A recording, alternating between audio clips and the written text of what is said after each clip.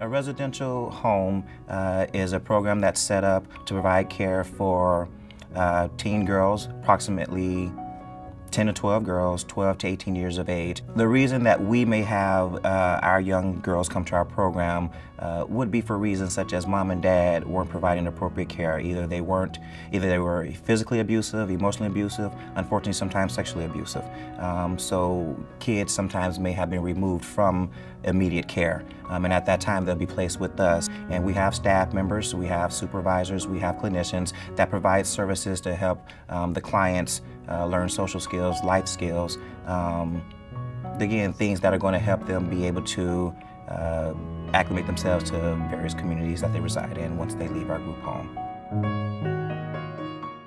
We get a lot of youth within our program that in some sense they're called failed placements, whether it's again being removed from home and or from other foster care programs, meaning that sometimes the behaviors have determined that their current living arrangement is no longer appropriate for them.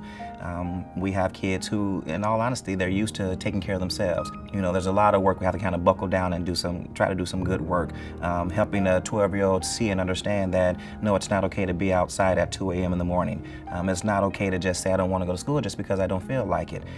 So again, helping them understand the past trauma that they've dealt with and that they faced, and that again, there is hope on the other side, and that we together with them can help them build that bridge to their past, to understand what happened, and to be able to say, you know what, that is not my past, and I'm able to move forward in a more focused, a more motivated manner, and really do some good work for myself.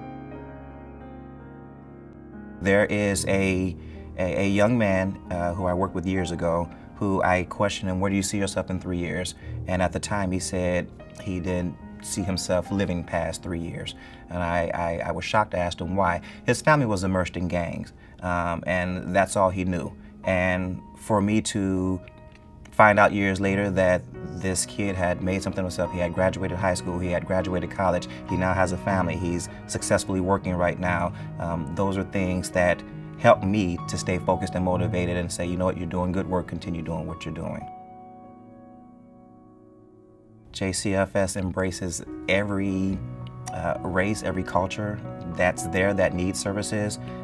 They're not particular in that sense. They definitely want to provide services to people who are in need and who are wanting services. It's a wonderful feeling when you can see the work that you had a hand in, when you can see that the hope that you had for a kid, the aspirations that you had for a kid, that they themselves were able to embrace, and now you're able to hear about it and you see it.